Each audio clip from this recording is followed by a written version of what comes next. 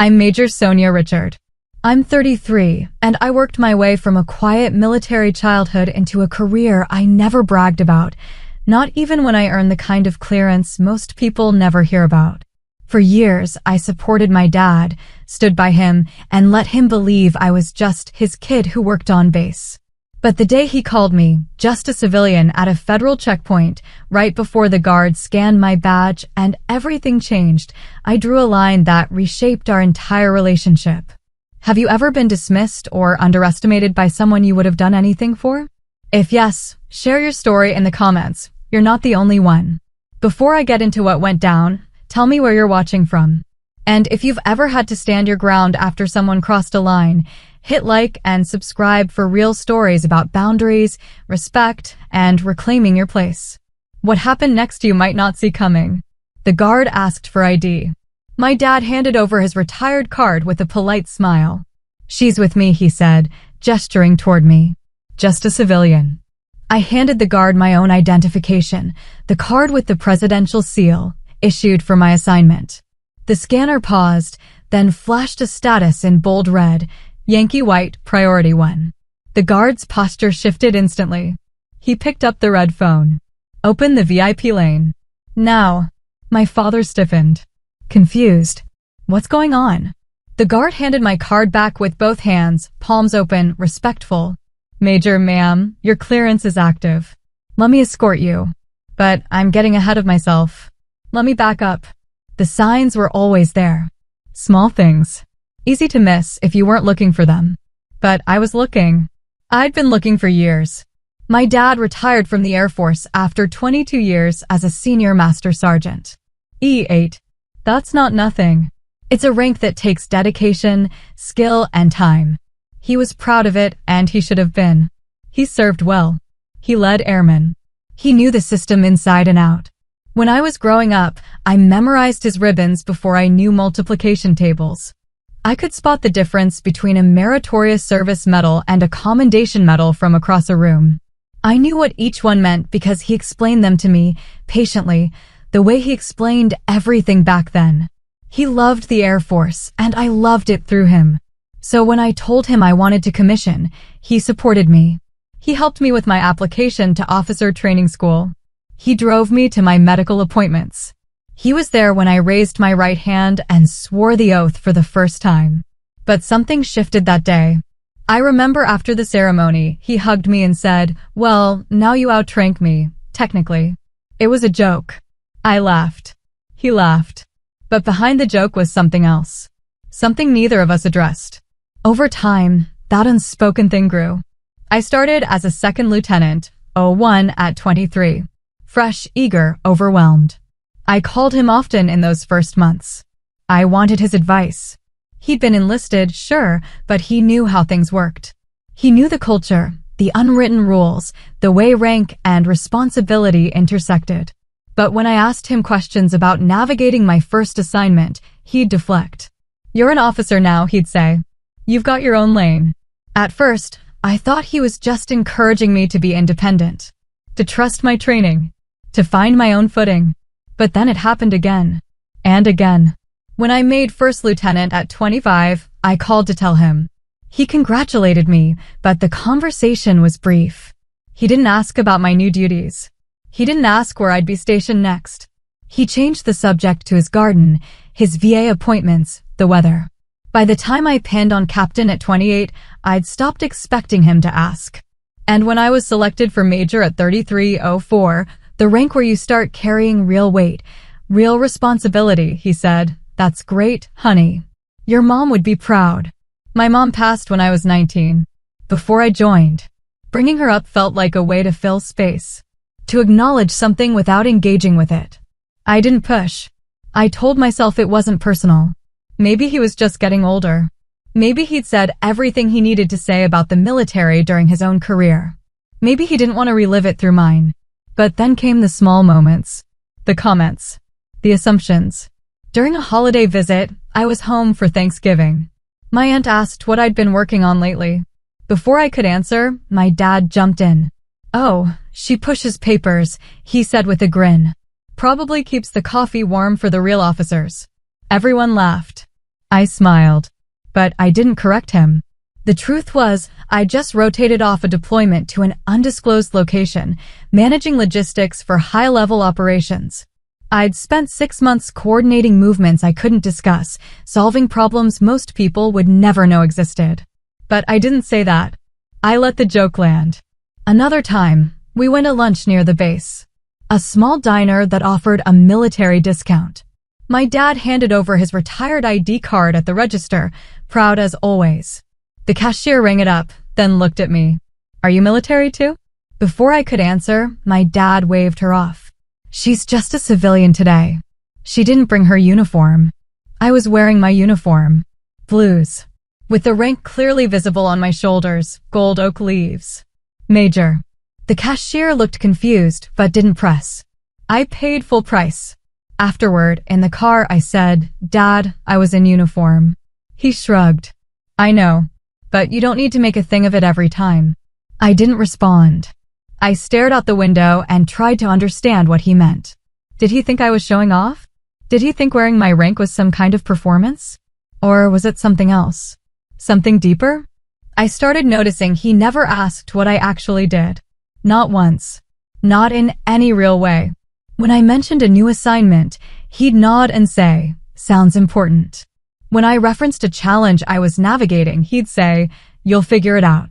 When I tried to share a success, a commendation, a recognition, a milestone, he'd say, that's great, and move on. It wasn't hostility. It was absence. A refusal to engage with the reality of who I'd become. And the worst part? He kept introducing me the same way. This is my daughter. She works on base. She's in the Air Force. Nothing fancy. Nothing fancy. I was a major. I held a clearance most people didn't even know existed. I'd been entrusted with responsibilities that required years of vetting, evaluation, and trust. I'd earned my position through performance, not proximity. But to him, I was still figuring things out. He'd say it to relatives, to his friends, to strangers at the VA, she's young, still learning the ropes. I was 33. I'd been in the service for more than a decade. The tension wasn't loud. It wasn't explosive. It was steady, cumulative, a slow erosion of recognition. And then he asked me to take him onto a restricted base. There's an event, he said. Retirement ceremony for an old buddy of mine. I'd like to be there. Sure, I said. I can get you on. He smiled. Good. They'll wave us through. I've still got my credentials. I didn't correct him. I didn't explain how it actually worked. I just said I'd meet him at the gate at 1400 hours. The day came. We drove separately. I arrived first, parked, and waited by the visitor control center. He pulled up a few minutes later, confident, relaxed. Ready? He asked. Ready. We walked toward the entry checkpoint together. The security barrier was clearly marked. Armed personnel. Vehicle inspection lanes. A strict protocol. SSGT Elias Ward was manning the gate. Young. Professional. Sharp. He stepped forward as we approached. IDs, please. My dad reached for his wallet, pulled out his retired military ID, and handed it over with the same pride he always carried. She's with me, he said, gesturing toward me. Just a civilian. I said nothing. I reached into my pocket and handed SSGT Ward my identification card. The card with the presidential seal. SSGT Ward took the card, glanced at it, then ran it through the scanner.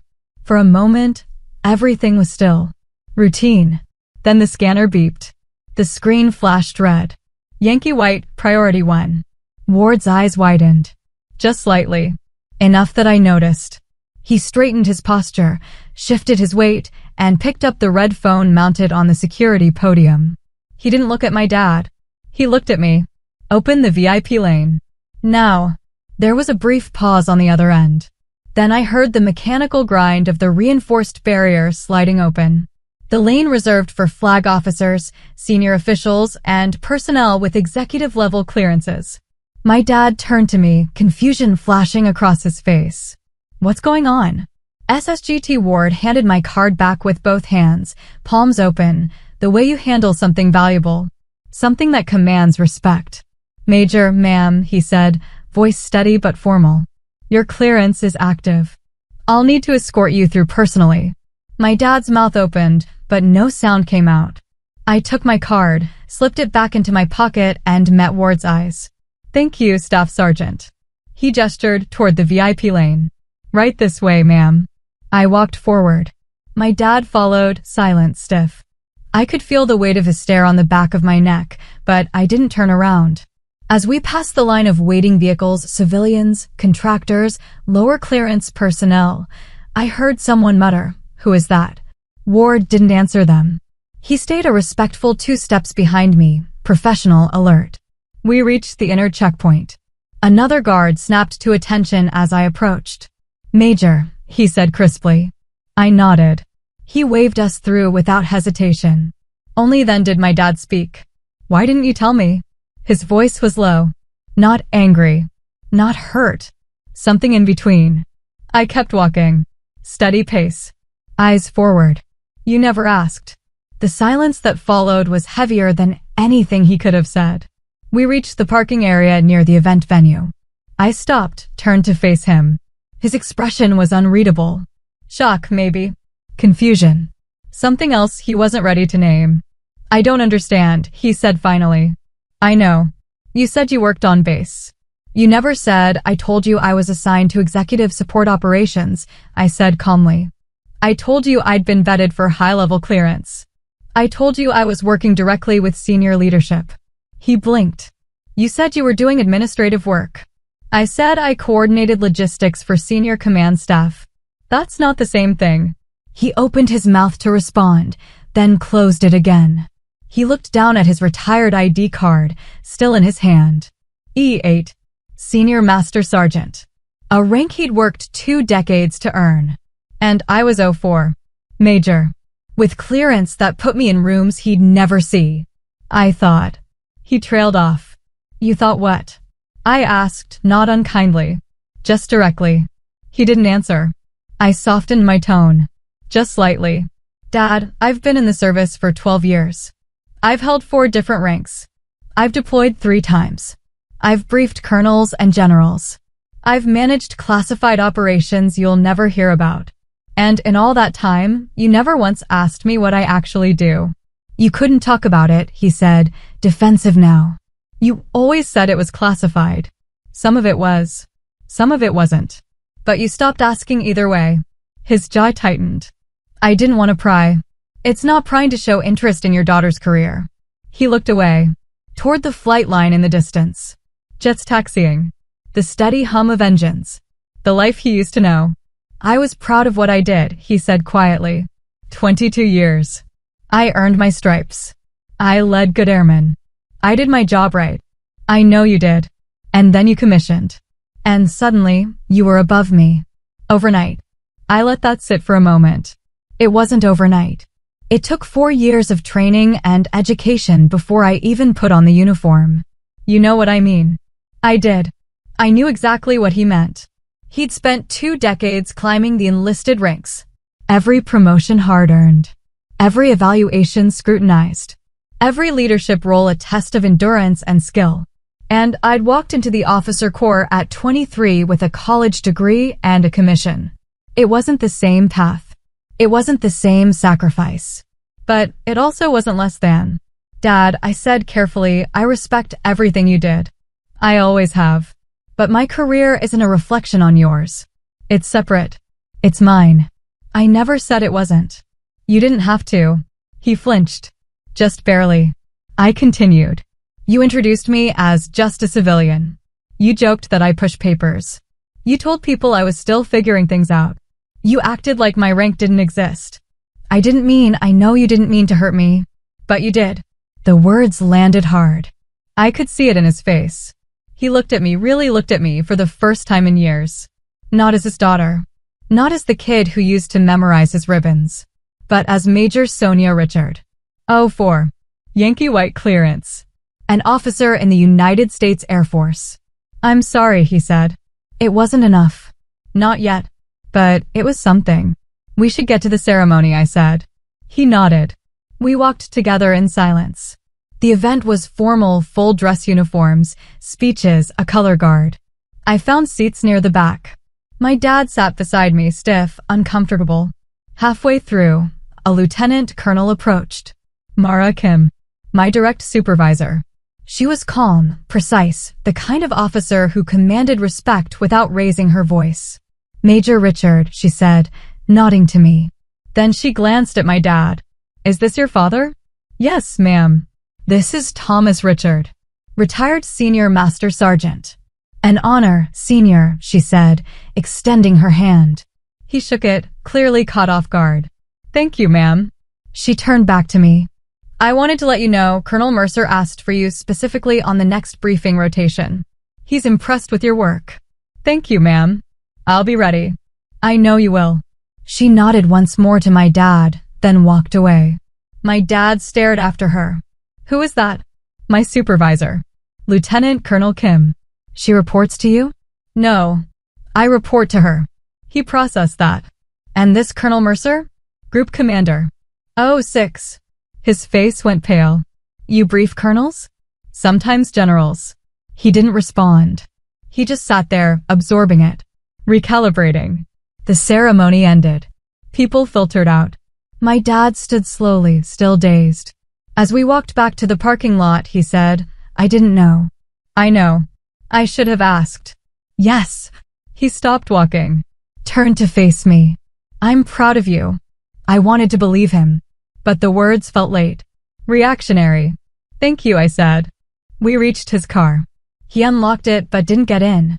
He stood there, keys in hand, looking at me like he was seeing me for the first time. Sonia. He hesitated. Can we start over? I considered that. Start over. Like none of it happened. Like years of dismissal could be erased with good intentions. No, I said honestly. But we can start from here.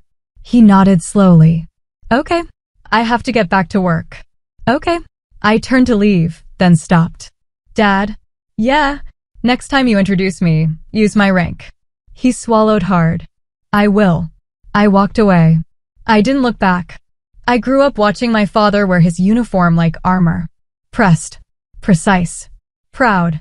He was a senior master sergeant. E8. That wasn't just a rank to him. It was an identity. A culmination of discipline, sacrifice, and time. He'd enlisted young. 18. Right out of high school. No college. No backup plan. Just a belief that the Air Force would give him structure, purpose, a future. And it did. He worked flight line maintenance for years. Long shifts. Hard labor. Jet fuel under his fingernails, grease stains on his uniform that never quite came out. He advanced slowly. E1 to E2 to E3. Each promotion a validation. Proof that hard work mattered. By the time I was born, he was already an E6 technical sergeant. Respected. Reliable. The kind of NCO junior airman looked up to. I remember him coming home late, exhausted, but always stopping to check my homework. Always asking about my day. Always making time, even when he barely had any. My mom used to joke that he ran our household like a flight line. Everything scheduled. Everything maintained. Everything accounted for. She wasn't wrong. He taught me discipline before I knew the word. Routine. Responsibility.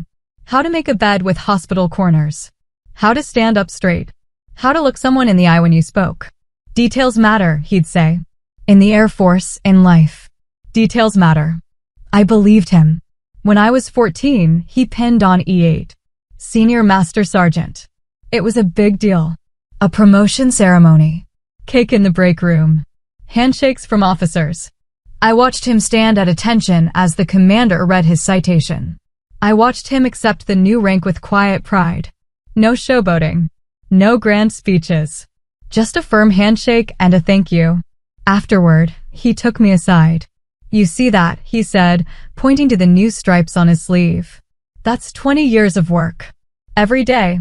Every decision. Every time I chose to do the right thing even when it was hard. I see it, I said. Good. Remember it. I did. My mom passed a year later. Cancer. Fast and brutal. Dad didn't fall apart. He couldn't. He had a job. He had a mission. He had me. So he kept going. He showed up. He performed. He led. But something in him hardened. Like he'd sealed off the part that could afford to feel too much. When I told him I wanted to join the Air Force, he didn't try to talk me out of it. He just asked, enlisted or officer? Officer, I said. I want a commission. He nodded slowly. Then you'll need a degree first. I know. He helped me apply to colleges. Helped me navigate ROTC scholarships. Drove me to campus visits. But there was a distance now. A formality. I think part of him wanted me to enlist. To follow his path. To understand the service the way he understood it, from the ground up, step by step, stripe by stripe. But I didn't. I went to college. I studied management. I joined ROTC. I learned drill, leadership theory, military history. And when I commissioned at 23, I became a second lieutenant. Oh, one. Technically, I outranked him. He congratulated me. He shook my hand. He took pictures. But something shifted that day. Something neither of us named. Over the next few years, I climbed steadily. 01 to 02 to 03. Captain by 28. Each promotion felt earned. Hard. I wasn't coasting. I worked long hours, took on difficult assignments, deployed to places I couldn't name. But my dad stopped asking about my career. At first, I thought it was because of classification. I'd been assigned to operations I couldn't discuss in detail. I assumed he respected that boundary. But even when I tried to share the unclassified parts, the leadership challenges, the lessons learned, the small victories, he'd deflect. Sounds like you're doing fine, he'd say. You've got your own path now. I'm sure you'll figure it out. It was supportive in a surface-level way. But it wasn't engaged. It wasn't interested. I started calling him less. Not out of anger. Just exhaustion. It was tiring to offer pieces of my life and have them politely declined. By the time I made major at 33, I'd stopped expecting him to ask. I called to tell him anyway. Out of duty. Out of habit. That's great, Sonia, he said. Your mom would be proud. I thanked him. We talked about his garden. The conversation lasted 7 minutes. I hung up and sat in my empty base housing unit, staring at the gold oak leaves I'd just pinned on my shoulders. I thought about the years it had taken to get here. The evaluations. The deployments. The late nights and early mornings. The decisions that kept me up at night. The airmen I'd led. The operations I'd coordinated. The trust I'd earned. And I thought about my dad. About the way he used to explain his ribbons to me. About the pride in his voice when he talked about his work. I wanted that. Not for validation. Just for connection. But somewhere along the way, he'd stopped seeing me as a service member. He saw me as his daughter. Still young. Still figuring things out. Even though I was 33. Even though I'd been serving for over a decade. Even though I held a rank he'd never reached. I think that was the part he couldn't reconcile. Not that I'd surpassed him. But that I'd done it differently. I didn't earn it the way he did. I didn't climb from E1 to E8 over 2 decades. I didn't work flight line maintenance or pull night shifts in the motor pool. I went to college. I commissioned. I entered as an officer. And to him, that wasn't the same. It wasn't less than. But it wasn't the same. I understood that. I really did. But understanding didn't make it hurt less. I wanted him to see me. Not as a shortcut. Not as someone who skipped the hard parts. But as someone who chose a different path and walked it well. I wanted him to ask, what does a major do? I wanted him to say, tell me about your assignment. I wanted him to look at my ribbons the way I used to look at his. But he didn't. And eventually, I stopped waiting for him to. I built my career. I earned my clearances. I took on more responsibility. I worked directly with senior command staff. I coordinated executive-level operations.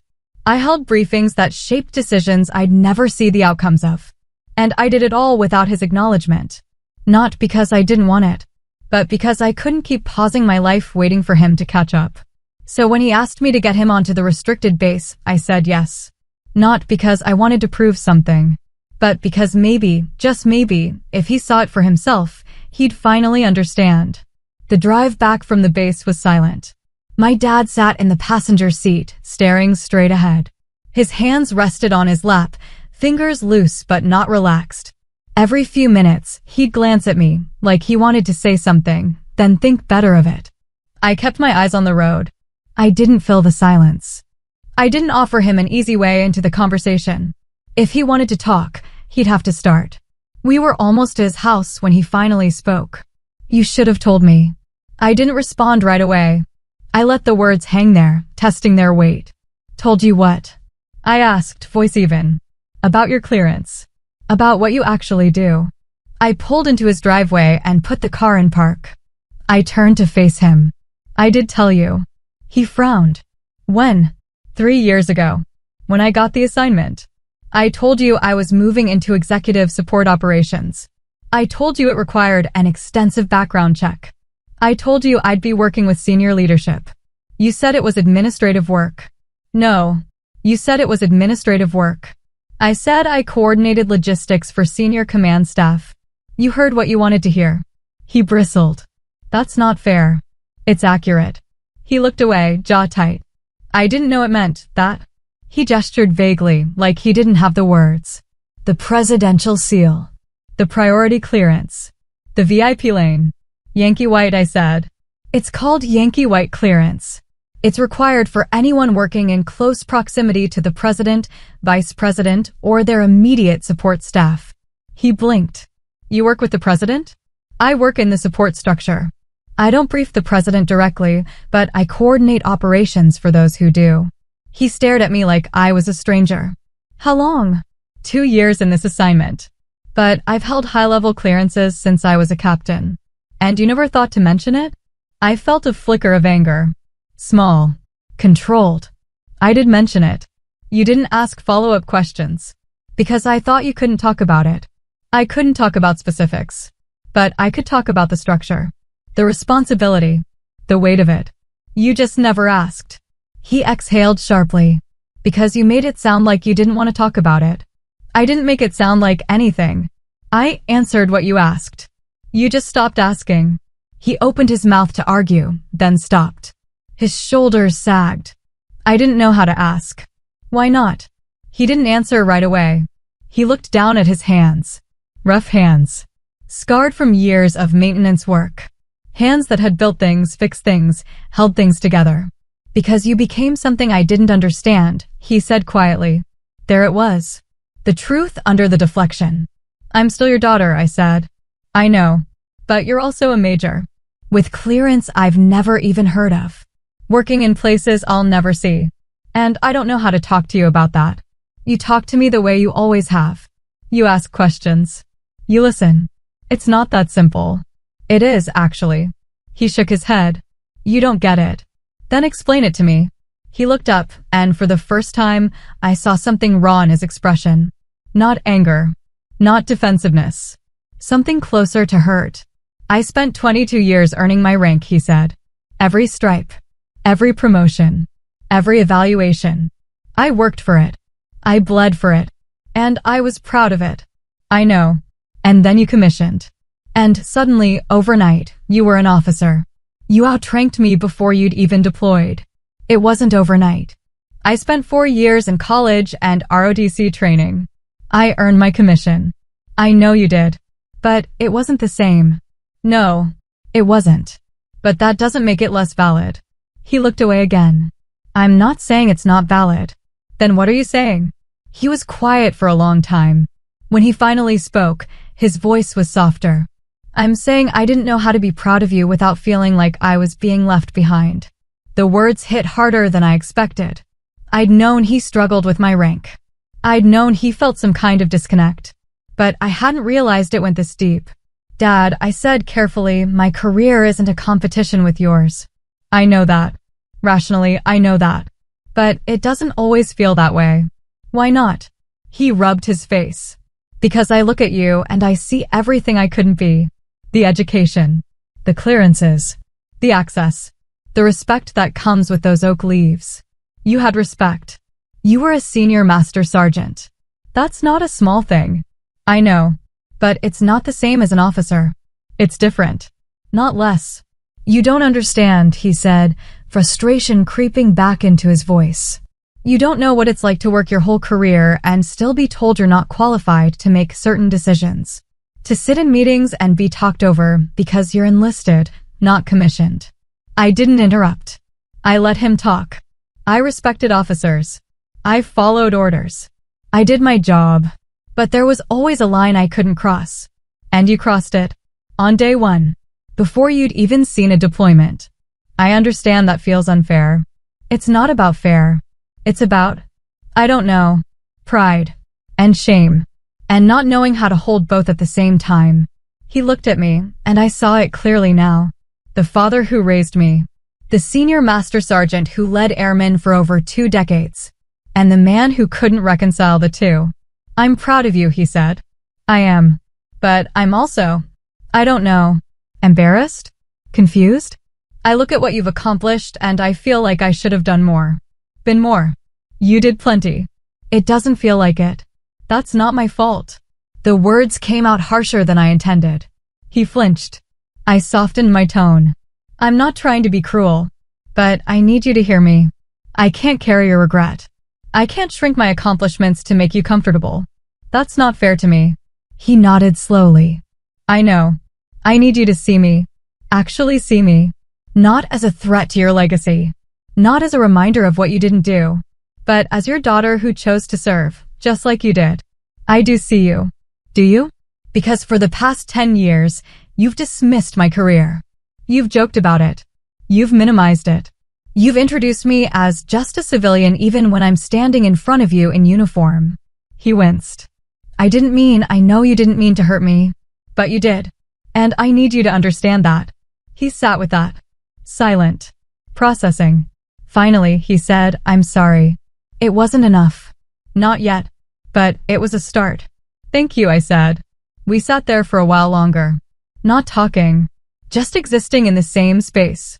Eventually, he opened the car door. I should let you get back. Okay. He paused, one foot on the driveway. Sonia? Yeah, I do see you. Maybe not the way I should. But I'm trying. I nodded. That's all I'm asking. He got out of the car. I watched him walk to his front door, slower than I remembered.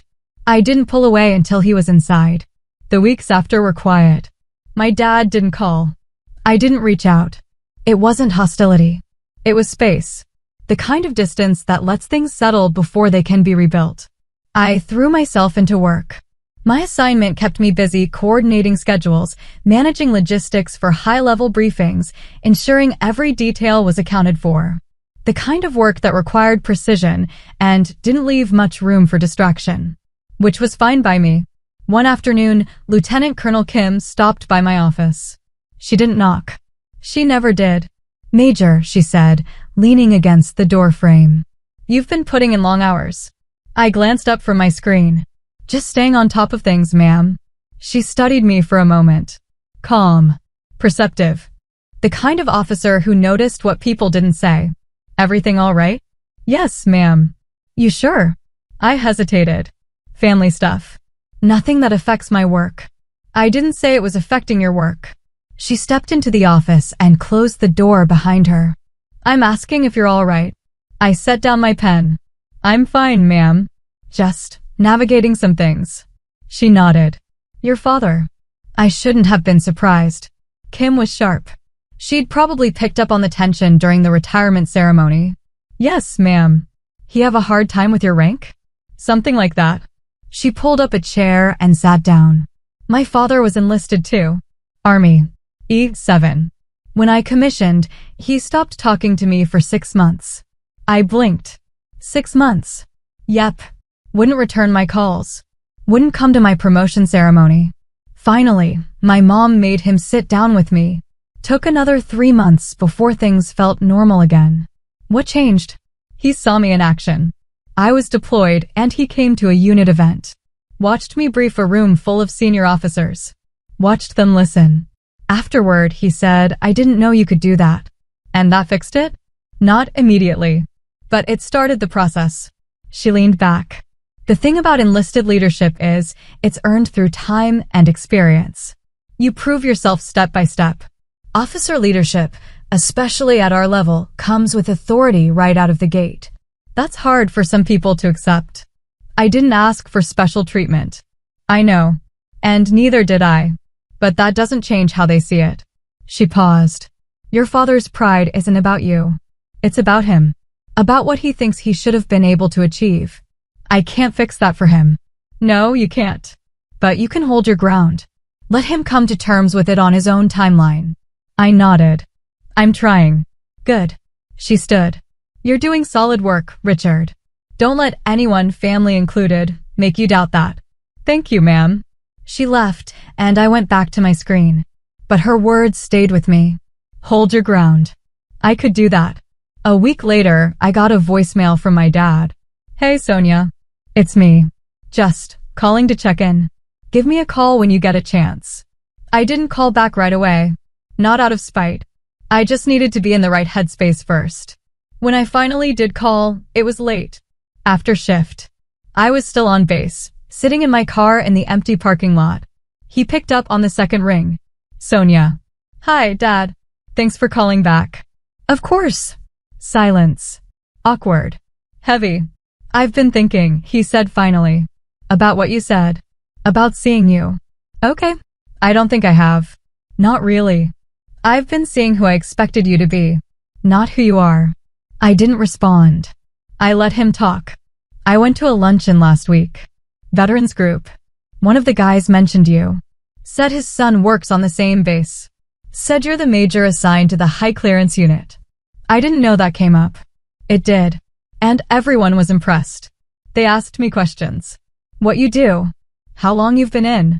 I realized I didn't know how to answer most of them. Because you never asked. Yeah, he sighed. I never asked. And that's on me. It is. I'm sorry, Sonia. I really am.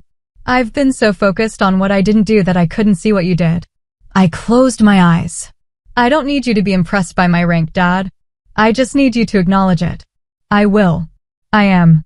Actions, not words. I know. Another silence. Can I ask you something? He said. Sure. What does a major with Yankee White clearance actually do? I smiled. Small. Tired. But real. I coordinate executive-level operations. I manage logistics for high-level briefings. I ensure the right people are in the right place with the right information at the right time. That sounds intense. It is. And you're good at it? Yeah, I am. Then I'm proud of you. I believed him this time. Thank you. Can I see you again? Maybe take you to lunch. I'd like that. Good. I'll call you next week. Set something up. Okay. Sonia? Yeah. I'm going to do better. I mean it. I know. We hung up. I sat in the car for a while longer, staring at the empty base around me. It wasn't resolution. Not yet. But it was movement. And sometimes that's enough. 2 months later, my dad asked if he could visit me on base. Not for an event. Not for a ceremony. Just to see where I worked. I was surprised. And cautious. You sure? I asked. It's not glamorous. It's mostly offices and secure spaces you won't be able to enter. I know. I still want to see it. Okay. I'll get you cleared. The paperwork took a week.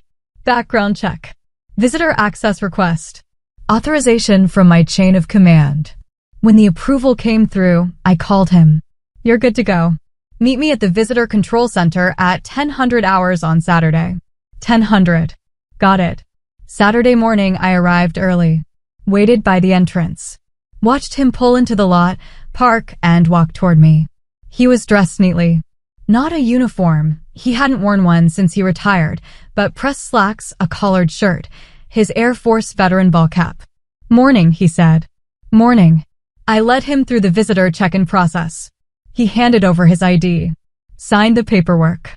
Received a temporary badge. Stay with me at all times, I said. Don't take photos. Don't discuss anything you see or hear outside this facility. Understood. We walked through the main gate. Same one where the scanner had flashed red months earlier. This time, the guards simply checked our badges and waved us through.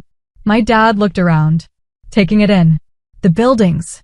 The people in uniform moving with purpose. The quiet hum of a functioning military installation. It's bigger than I expected, he said. Most bases are. I took him to the administrative building where my office was located. Not classified. Nothing sensitive. Just a workspace. He stood in the doorway, looking at my desk. The nameplate, Maj Sonia Richard. The plaques on the wall. The commendations. The framed certificates. "This is yours," he asked. "This is mine." He stepped inside, slowly, like he was entering a museum. He read each certificate, each award, each recognition. "You got a Meritorious Service Medal. 2, actually. The second one's at home." He looked at me. "Your mom and I got one of those. For our whole careers combined." "I know." He turned back to the wall. Quiet. Processing. After a moment, I said, "Come on. I'll show you the rest." We walked through the building. I introduced him to a few colleagues. Airmen. NCOs. Junior officers. Everyone addressed me the same way. "Good morning, ma'am." "Yes, Major." "Right away, Major." My dad listened. Watched. Absorbed. At one point, a captain approached. "Major Richard, do you have a moment? I need your input on the briefing schedule." "Of course." "This is my father, retired Senior Master Sergeant Richard." The captain extended his hand. "An honor, Senior. Thank you for your service."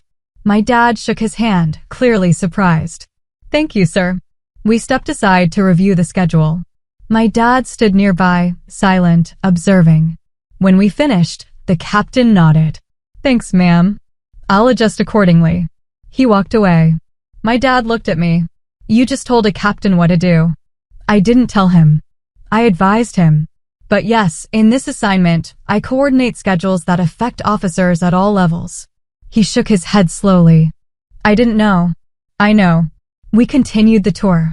I showed him the briefing rooms ones he was cleared to see. The conference spaces. The quiet corridors where decisions got made. By the time we finished, it was past noon. "Hungry?" I asked.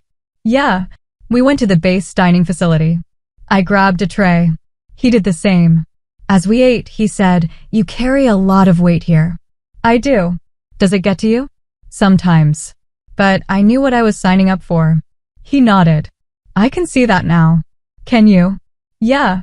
He set down his fork. "I see the way people look at you. The way they listen when you talk. The respect you've earned." He paused. "I see you, Sonia." "I really do." I believed him. After lunch, we walked back to the parking lot. He stopped by his car, turned to me. "Thank you for letting me see this." "Of course." "I mean it. I needed to see it. To understand." "I know." He hesitated. "I want to do better. Be better. As a father." "Then ask me questions. Show interest. Don't assume." "I will." "Good." He opened his car door, then stopped. "Sonia?" "Yeah." "I'm proud of you." I should have said it years ago, but I'm saying it now. "Thank you." He got in his car. I watched him drive away. And this time, when he left, it didn't feel like an ending. It felt like a beginning. 6 months later, we were back at a base checkpoint. Different base. Different assignment. Same routine. I was being reassigned to another high-clearance unit. My dad asked if he could drive up with me. Help me move in. I said yes. We pulled up to the gate at 1300 hours. A young airman stepped forward. Fresh face. Probably his first duty station. "IDs, please."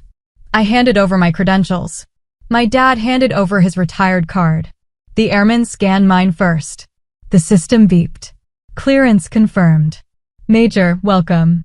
You're cleared for entry." He looked at my dad. "And you, Senior?" My dad smiled. "I'm just here to help her move. She's the one you need to worry about." The airman grinned. "Roger that. Enjoy your day, ma'am." We drove through. My dad glanced at me. "You noticed I didn't call you a civilian this time." I noticed. Progress. Progress. We pulled into the parking lot near my new building. Started unloading boxes. My dad carried the heavy ones without complaint. We worked in comfortable silence. At one point, a colonel walked by. Saw me. Stopped. "Major Richard?" "Yes, sir." "Colonel Adrian Mercer. I'll be your group commander. Welcome to the unit." "Thank you, sir." He glanced at my dad. "Family helping with the move?" "Yes, sir. This is my father. Retired Senior Master Sergeant Richard." Mercer extended his hand. Good to meet you, Senior. You raised a hell of an officer. My dad shook his hand, straightening slightly. Thank you, sir. She did that on her own. Mercer smiled. I doubt that. He turned back to me. Settle in. We'll do a proper welcome brief on Monday. Yes, sir. He walked away. My dad watched him go, then looked at me. A colonel just said I raised a hell of an officer. He did. And you agreed with me when I said you did it on your own. Because it's true. He shook his head, smiling. You're something else, Sonia. I'm your daughter. Yeah, you are. We finished unloading. I showed him around my new quarters. Small but functional. Enough space for what I needed. He helped me unpack. We set up my desk, hung my uniform, organized my books. When we finished, he sat on the couch. You're going to do great things here. I plan to. I know you will. He paused. And I want to hear about them. All of it. Whatever you can share. I'll tell you. Good. He stood. I should get on the road. Long drive back. Okay. I walked him to his car. He loaded his bag, then turned to me. I love you, Sonia. I love you too, Dad. And I'm proud of you. I'll keep saying it until you believe me. I believe you. He hugged me. Long, steady. When he pulled back, there were tears in his eyes. Your mom would be so proud. I know. He got in his car, started the engine. As he pulled away, he rolled down the window. Call me when you get a chance. Tell me about the new assignment. I will. He drove off. I stood there, watching until his car disappeared around the corner. Then I walked back inside. My desk was set. My uniform was hung. My space was ready. I had work to do. And for the first time in years, I felt like my father finally understood that. Not just the rank. Not just the clearance. But the weight. The responsibility. The pride. He understood me. And that was enough. 1 year later, another checkpoint. Routine by now. I'd been through dozens of them. Different bases, different assignments, same protocol. But this one felt different. My dad had asked to meet me for lunch near base. A small diner we both liked. Halfway between his house and my current station. I arrived first. Grabbed a table by the window. Ordered coffee. He walked in 10 minutes later. Spotted me. Smiled. Sorry I'm late. Traffic. No problem. He sat down. Ordered his usual. We made small talk. Weather. News. His garden. Then he said, I've been thinking about something. What's that? I want to visit your base again. See what you're working on. If you're allowed to show me, that is. I can arrange that. Good. Because I want to understand. Not just know. Understand. I appreciate that. We ate. Talked. Laughed. It felt normal. Easy. Like the distance that had been there for years had finally closed. After lunch, we walked out together. He stopped by my car. You know, he said, I used to think your career was something that happened to me. Like it was a reflection on what I didn't accomplish. And now? Now I realize it's something that happened for you. And I'm just lucky I get to be part of it. I smiled. That's a good way to put it. I'm learning. I can see that. He hugged me. Drive safe. Call me later. I will. He walked to his car. I got in mine. As I drove back to base, I thought about the gate incident. The moment everything broke open. At the time, it felt like betrayal. A public unmasking of years of dismissal. But looking back, I realized it was necessary. Some people learn to see you only after the world does. Others learn to see you because you finally refuse to disappear. My dad learned both ways. He saw the world's recognition, the guard salute, the scanner's flash, the VIP lane opening. And he saw my refusal to shrink, to minimize my achievements, to downplay my rank, to make myself smaller for his comfort. Both were needed. Both shaped what we became. I pulled up to the base checkpoint. A young airman first class stepped forward. Good afternoon, ma'am. I handed him my credentials. He scanned them. The system beeped. Clearance confirmed. Welcome back, Major. Have a good day. You too, airman. I drove forward. Past the gate. Past the barriers. Into the space I'd earned. And I felt whole. Not because my father finally acknowledged me, but because I'd learned I didn't need his acknowledgement to know my worth. I carried my rank. I held my clearance. I did my job. And I did it well. Whether he saw it or not, whether he understood it or not, whether he accepted it or not, I was still here. Still serving. Still leading. Still rising. That was my legacy. Not his approval. Not his pride. Mine. I parked. Got out. Walked into my building. My nameplate gleamed on my office door. Maj Sonia Richard. I stepped inside. Sat down. Opened my computer. And got back to work. Because at the end of the day, that's what mattered most. Not the gate. Not the scanner. Not the moment my father's assumptions shattered. But the quiet, steady accumulation of service. Of leadership. Of excellence. That was the real story. And I was still writing it. One decision at a time. One day at a time. Steady. Clear. Whole. 20 years later, I stood at the edge of Andrews Air Force Base, watching the sun climb over the flight line. The air was crisp. November. Early morning. The kind of cold that bites, but doesn't quite hurt yet.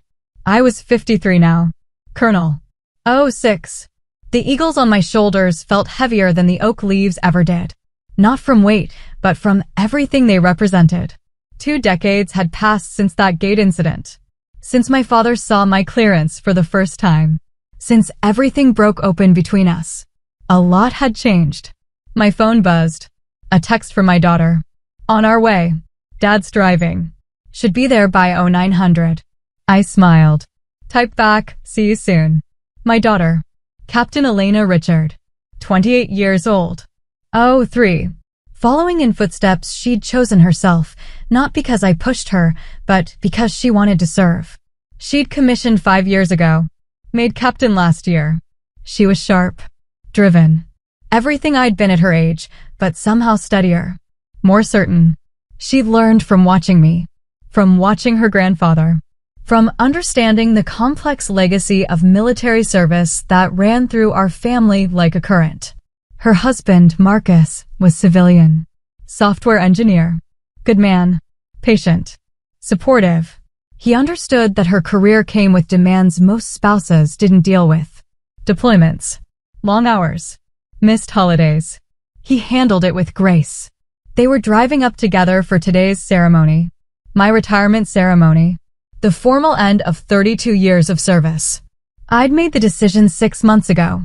Not because I had to. I could have stayed longer. Made general, maybe. The stars were within reach if I wanted them. But I didn't. I'd done what I came to do. Led well. Served honorably. Made a difference in the lives of the airmen under my command. And I was tired. The good kind of tired. The kind that comes from a job well done. My father would be here too. He was 79 now. Retired for 26 years. His health had been declining slowly, nothing catastrophic, just the gradual erosion that comes with age. His back hurt more. His hearing wasn't what it used to be. He moved slower. But his mind was still sharp. And he'd been asking about this ceremony for months. You're sure you want me there? He'd asked the first time I mentioned it. Of course I want you there. I just don't want to take up space that should go to someone important. Dad, you're important. You're my father. He'd gone quiet. Then, okay, I'll be there. The years between that gate incident and now hadn't been smooth. We'd stumbled. Fought. Worked through layers of resentment and misunderstanding that ran deeper than either of us had realized. But we'd done the work. Both of us. He'd learned to ask questions. To listen. To celebrate my promotions without making them about his own insecurities. And I'd learned to be patient. To understand that his struggle wasn't personal. It was generational. Cultural. The product of a military structure that had defined him for decades. We'd found our way to something real. Not perfect, but honest. I heard footsteps behind me. Turned. Lieutenant Colonel Sarah Chin. My executive officer. 39 years old. Brilliant. The kind of officer who'd make full colonel within 5 years. Morning, ma'am, she said. Morning, Sarah. Final walkthrough? Let's do it. We walked toward the venue. The ceremony would be held in Hangar 3, large enough for the crowd, formal enough for the occasion. Rows of chairs were already set up. A podium at the front. Flags arranged precisely.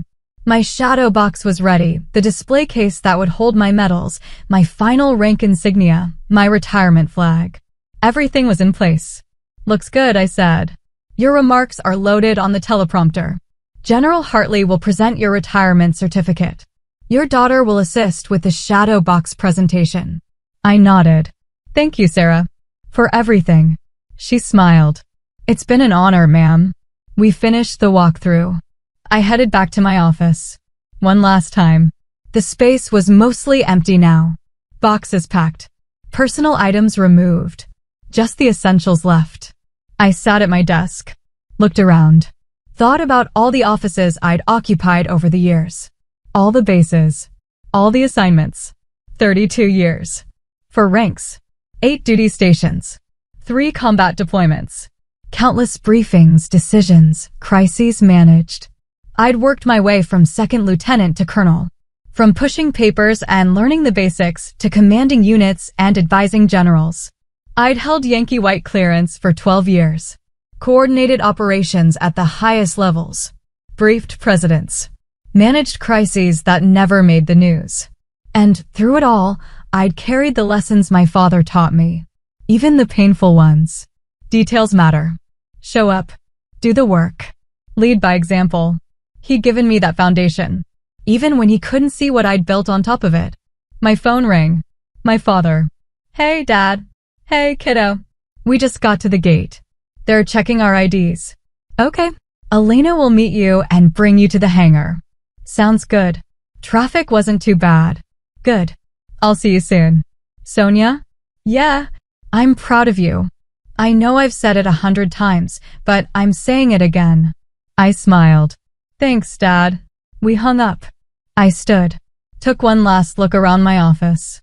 Then walked out. The hangar filled quickly. Officers. Enlisted personnel. Civilians. Friends. Colleagues from across my career. I stood in the back, watching people arrive. Familiar faces. Some I hadn't seen in years. Then I saw them.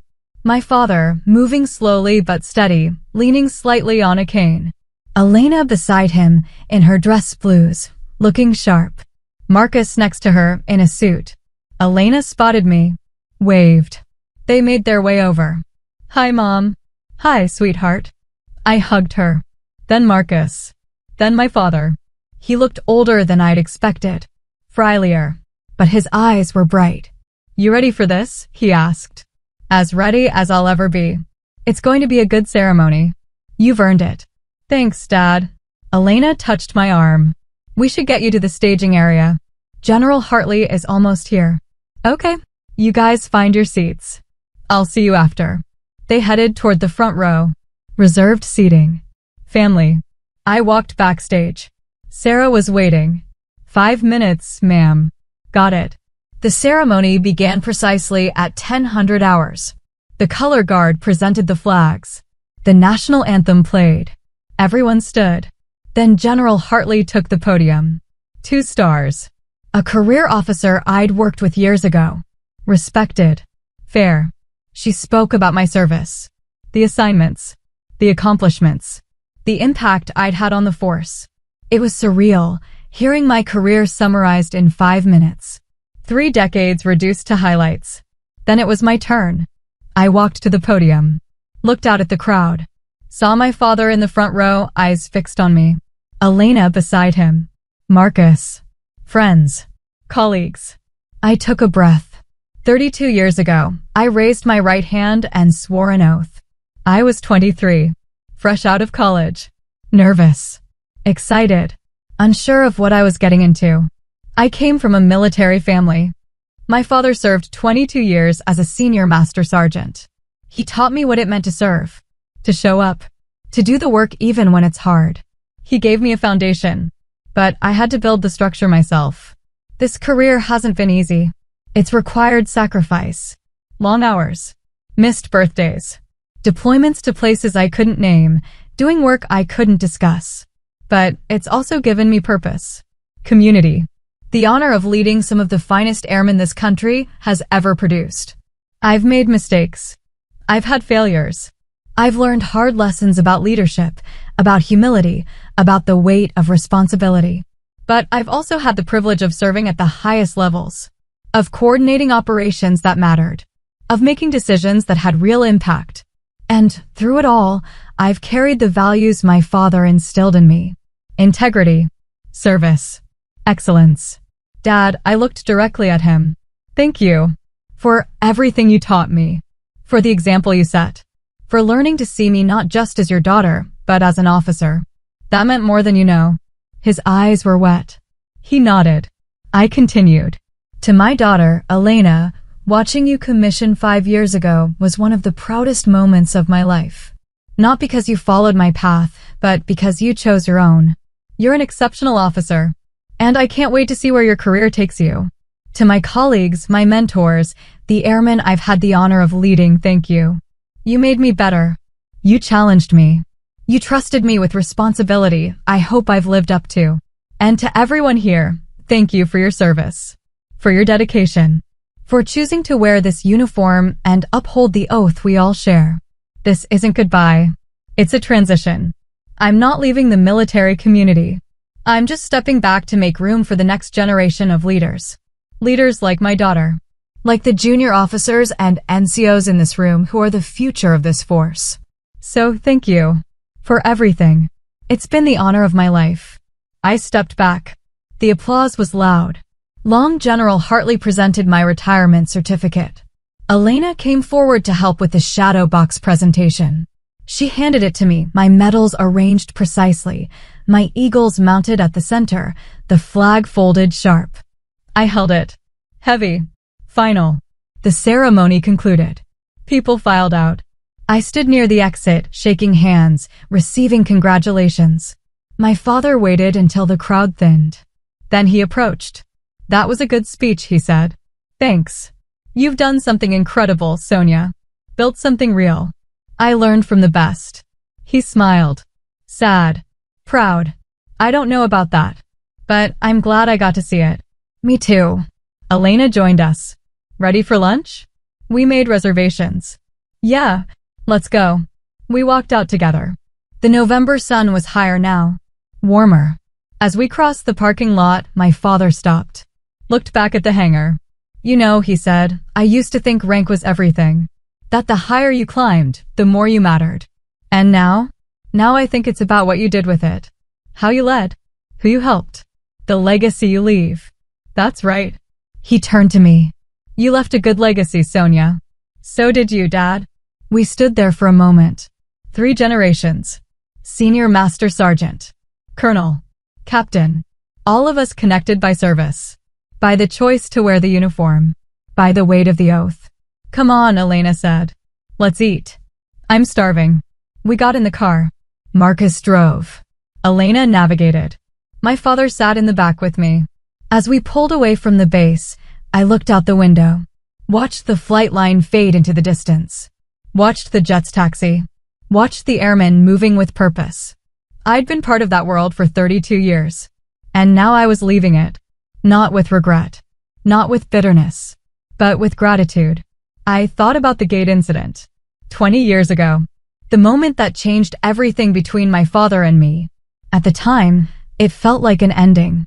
Like something had broken that couldn't be repaired. But it wasn't an ending. It was a catalyst. It forced us to confront the distance between us. To acknowledge the resentment. To do the hard work of rebuilding. And we had. Slowly. Imperfectly. But genuinely. The years after were better. Not because the conflict disappeared, but because we learned to navigate it. To talk through it. To meet each other where we were, not where we wished we could be. He came to my promotion ceremonies. Asked about my assignments. Celebrated my successes without diminishing them. And I learned to appreciate his perspective. To understand that his struggle wasn't about me. It was about his own journey. His own reconciliation with a career that had defined him. We found peace. Not perfection, but peace. And when Elena commissioned, he was there. Front row. Proud. No jokes. No dismissals. Just genuine pride. You're going to do great things, he told her after the ceremony. I hope so, Grandpa. I know so. You've got good examples to follow. He looked at me when he said it. And I knew he meant it. The restaurant was busy. We got a table near the window, ordered food, talked, laughed. My father told stories from his time in service. Elena shared updates from her current assignment. Marcus talked about his work. It felt normal, easy, like a family that had found its rhythm. At one point, my father raised his glass. A toast. To Colonel Sonia Richard. 32 years of exceptional service. And to the next chapter. We clinked glasses. Drink. What is the next chapter? Elena asked. I'm not sure yet, I said. Maybe teaching. Maybe consulting. Maybe just taking some time to figure out who I am without the uniform. You'll figure it out, my father said. You always do. Thanks, Dad. After lunch, we walked outside. The day was clear. Beautiful. My father pulled me aside. Can we talk? Just for a minute. Of course. We walked a little ways from the others. Found a bench. Sat down. I've been thinking about something, he said. What's that? That day at the gate. 20 years ago. I remember. I was ashamed that day. Not of you. Of myself. For not seeing what was right in front of me. I know. But it was the best thing that could have happened. Because it woke me up. Made me realize I was losing you. Not because you were drifting away, but because I was refusing to see you. We both made mistakes, Dad. Maybe. But I made more. He looked at me. I want you to know, these past 20 years, watching you rise, watching you lead, watching you become the officer you are, it's been the greatest privilege of my life. My throat tightened. Dad, let me finish. He took a breath. I don't have a lot of time left. I know that. My body's slowing down. And I need you to know, before it's too late, that I'm proud of you. Not because of your rank. Not because of your clearance. But because of who you are. The integrity. The strength. The kindness. Tears stung my eyes. Thank you. You're the best thing I ever did. You and the example I set that made you want to serve. That's my legacy. And I'm grateful for it. I hugged him. Long tight. When we pulled apart, his eyes were wet too. Come on, he said. Let's get back before they think we got lost. We walked back to Elena and Marcus. My father looked tired but content. You okay, Grandpa? Elena asked. Yeah, kiddo. Just soaking it all in. We said our goodbyes. My father hugged me one more time. Call me later. Let me know you got home safe. I will. They drove off. I stood in the parking lot, watching the car disappear. Elena came up beside me. You okay, Mom? Yeah, just processing. It was a good ceremony. It was. And Grandpa seemed really happy. He was. She paused. Can I ask you something? Always. Do you regret it? Any of it? I thought about that. The deployments. The missed moments. The sacrifices. No, I said. I don't regret it. It was hard. But it was worth it. Good. Because I don't want to regret it either. I looked at her. 28. Captain. My daughter. Following her own path. You won't, I said. As long as you stay true to yourself. As long as you lead with integrity. As long as you remember why you started. I will. I know you will. We stood there for a moment. Mother and daughter. Colonel and captain. 2 generations of service. 2 paths. Connected by the same oath. Come on, I said. Let's go home. We got in the car. Drove away from the base. Away from the ceremony. Away from the uniform. And as we drove, I thought about the gate. The scanner. The moment my father saw the presidential seal. That moment had defined so much. But it hadn't defined everything. What came after mattered more. The work we did to rebuild. The understanding we reached. The peace we found. That was the real story. Not the conflict. But the resolution. Not the betrayal. But the healing. And now, 20 years later, as I close this chapter of my life, I realized something. The gate wasn't the moment everything changed. It was just the moment everything became visible. The change had been happening all along. In every promotion. Every assignment. Every choice I made to show up and do the work. The gate just forced us to acknowledge it. And acknowledging it, painful as it was, had set us both free. My father free to see me as I truly was. Me free to stop waiting for his permission to be proud of myself. That was the gift. That was the legacy. Not the rank. Not the clearance. Not the ceremony. But the understanding that respect isn't given. It's recognized. And I'd earned it. Long before that scanner flashed red. I'd earned it through service. Through leadership. Through the quiet, steady accumulation of excellence. And now, 32 years later, I could finally rest in that knowledge. I was Colonel Sonia Richard. And I'd served well. That was enough. More than enough. It was everything. So that's how everything shifted, not with a fight, but with clarity. I stopped shrinking myself and he finally had to see who I'd become. What about you? Have you ever had to stand up to someone who kept you in a version of yourself you outgrew? Did they change? Or did you have to walk away? Drop your experience in the comments. Someone else might need to hear it. And if you want more true stories about boundaries, respect, and owning your worth, make sure to like the video, subscribe, and turn on notifications. I'll see you in the next one.